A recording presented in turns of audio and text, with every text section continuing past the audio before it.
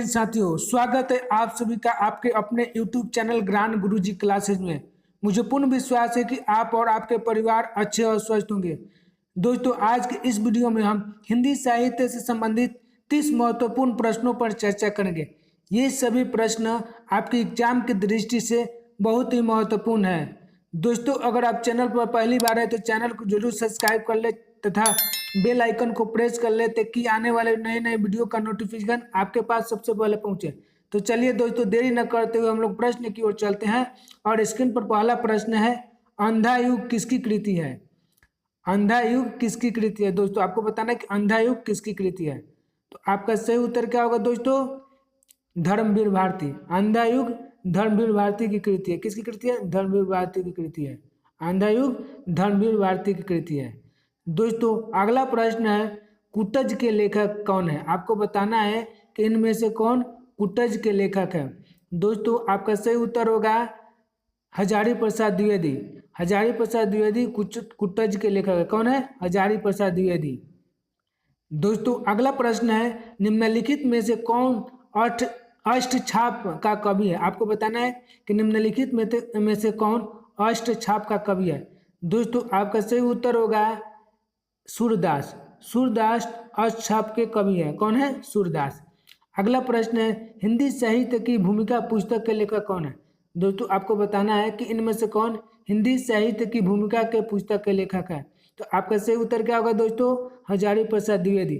हजारी प्रसाद द्विवेदी हिंदी साहित्य की भूमिका के लेखक है। दोस्तों, अगला प्रश्न है, हिंदी साहित्य का इतिहास सबसे पहले किसने लिखा था? आपको बताना है कि हिंदी साहित्य का इतिहास सबसे पहले किसने लिखा है। तो दोस्तों, आपका सही उत्तर होगा गरशा दत्तासी। हिंदी साहित्य का इतिहास सबसे पहले गरशा दत्तासी ने लिखा था। किसने लिखा था? गरशा दत्तासी ने। अगला प्रश्न है, पहल पत्रिका का संपादक कौन है? दोस्तों, आपको बताना है कि पहल पत्रिका का संपादक कौन है। तो आपका सही उत्तर क्या होगा? रविंद्र कालिया। रविंद्र कालिया जो है वह क्या है? पहल पत्रिका का संपादक है। दोस्तों, अगला प्रश्न है, आनंद कादम्बिनी पत्रिका के संपादक कौन है? आपको बताना है कि आनंद कादम्बिनी पत्रिका के संपादक कौन है। तो दोस्तों, आपका सही उत्तर होगा महावीर प्रसाद द्विवेदी। महावीर प्रसाद द्विवेदी आनंद कादम्बिनी पत्रिका के संपादक हैं। अगला प्रश्न है, भाग्यवती के लेखक कौन है? दोस्तों, आपको बताना है कि भाग्यवती के लेखक कौन है। तो आपका सही उत्तर क्या होगा? श्रद्धा राम फुलौरी। श्रद्धा राम फुलौरी भाग्यवती के रचनाकार है। याद रखें, कौन है? श्रद्धा राम फुलौरी। दोस्तों, अगला प्रश्न है, ध्वन्यालोक किसकी रचना है? आपको बताना है कि ध्वन्यालोक किसकी कृति है। तो दोस्तों, आपका सही उत्तर होगा आनंदवर्धन। ध्वन्यालोक आनंदवर्धन की कृति है। याद रखें, ध्वन्यालोक किसकी कृति है? आनंदवर्धन की कृति है। दोस्तों, अगला प्रश्न है, अभिव्यक्तिवाद के प्रवर्तक है। आपको बताना है कि इनमें से कौन अभिव्यक्तिवाद के प्रवर्तक है। तो आपका सही उत्तर क्या होगा दोस्तों? अभिनव गुप्त। अभिनव गुप्त अभिव्यक्तिवाद के प्रवर्तक है। कौन है? अभिनव गुप्त अभिव्यक्तिवाद के प्रवर्तक है। दोस्तों, अगला प्रश्न है, अपभ्रंश का वाल्मीकि किसे कहा जाता है? आपको बताना है कि अपभ्रंश का वाल्मीकि किसे कहा जाता है। तो आपका सही उत्तर क्या होगा? स्वयंभू। स्वयंभू को अपभ्रंश का वाल्मीकि कहा जाता है। याद रखें, स्वयंभू को अपभ्रंश का वाल्मीकि कहा जाता है। दोस्तों, अगला प्रश्न है, हिंदी साहित्य का इतिहास दर्शन किसकी रचना है? आपको बताना है कि हिंदी साहित्य का इतिहास दर्शन किसकी रचना है। तो दोस्तों, आपका सही उत्तर होगा नलिन विलोचन शर्मा। हिंदी साहित्य का इतिहास दर्शन नलिन विलोचन शर्मा की रचना है। तो अगला प्रश्न है, हिंदी साहित्य सम्मेलन कहाँ स्थित है?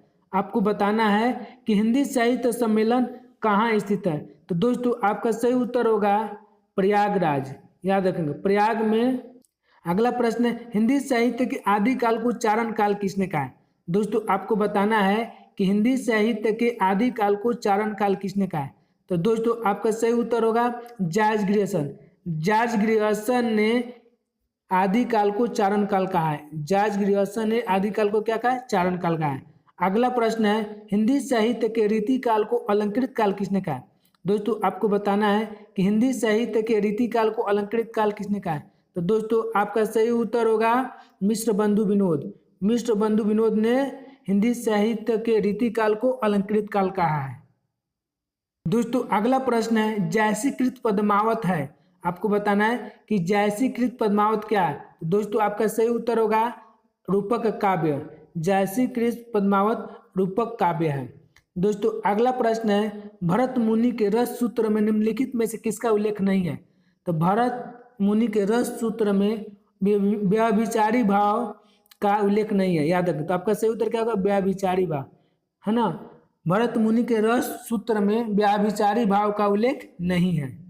दोस्तों अगला प्रश्न है साधारणीकरण संकल्पना के उद्गाता कौन है। साधारणीकरण संकल्पना के उद्गाता कौन है। तो दोस्तों आपका सही उत्तर होगा भट्टनायक। सही उत्तर क्या होगा दोस्तों भट्टनायक। दोस्तों अगला प्रश्न है रामचंद्र शुक्ल की आलोचनात्मक कृति कौन सी है। आपको बताना है कि रामचंद्र शुक्ल की आलोचनात्मक कृति कौन सी है। तो दोस्तों आपका सही उत्तर होगा रसमीमांसा। रसमीमांसा रामचंद्र शुक्ल की आलोचनात्मक कृति है।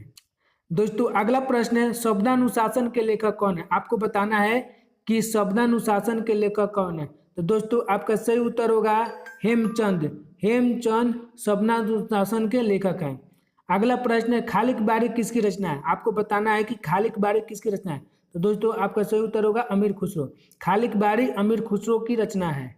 दोस्तों अगला प्रश्न है रीतिमुक्त कवि नहीं है। आपको बताना है कि इनमें से कौन रीतिमुक्त कवि नहीं है। तो आपका सही उत्तर होगा जसवंत सिंह। दोस्तों जसवंत सिंह रीतिमुक्त कवि नहीं है। अगला प्रश्न है जूही की कली कविता के कवि। आपको बताना है कि जूही की कली कविता के कवि कौन है। तो दोस्तों निराला, सूर्यकांत त्रिपाठी निराला जूही की कली की कविता के कवि हैं। दोस्तों अगला प्रश्न है हलावाद के प्रवर्तक का नाम है। आपको बताना है कि इनमें से कौन हलावाद के प्रवर्तक है। तो दोस्तों आपका सही उत्तर होगा हरिवंश राय बच्चन। हरिवंश राय बच्चन हलावाद के प्रवर्तक है। दोस्तों अगला प्रश्न अपभ्रंश को पुरानी हिंदी किसने कहा है। अपभ्रंश को पुरानी हिंदी किसने कहा है। तो दोस्तों आपका सही उत्तर होगा चंद्रधर शर्मा गुलेरी। चंद्रधर शर्मा गुलेरी ने अपभ्रंश को पुरानी हिंदी कहा है। दोस्तों अगला प्रश्न है संचारी भाव की संख्या है। आपको बताना है कि संचारी भाव की संख्या कितनी है। तो दोस्तों 33 है। संचारी भाव की संख्या कितनी है 33 है, याद रखेंगे। कवि वचन सुधा के संपादक थे। आपको बताना है कि कवि वचन सुधा के संपादक कौन थे। तो दोस्तों भारतेंदु हरिश्चंद्र। भारतेंदु हरिश्चंद्र कवि वचन सुधा के संपादक थे। दोस्तों अगला प्रश्न है शिव शंभु के चिट्ठे के लेखक कौन है। आपको बताना है कि शिव शंभु के चिट्ठे के लेखक कौन है। आपका सही उत्तर होगा बाल मुकुंद गुप्त। बाल मुकुंद गुप्त शिव शंभु के चिट्ठे के लेखक है। अगला प्रश्न है जिंदगी और जोक के लेखक कौन है। आपको बताना है कि जिंदगी और जोक के लेखक कौन है। दोस्तों आपका सही उत्तर होगा अमरकांत। अमरकांत जिंदगी और जोक के लेखक है। अगला प्रश्न है दोस्तों कि जूठन के रचनाकार है। आपको बताना है कि इनमें से कौन जूठन के रचनाकार है। तो आपका सही उत्तर क्या होगा ओम प्रकाश वाल्मीकि। ओम प्रकाश वाल्मीकि जूठन पाठ के रचनाकार है।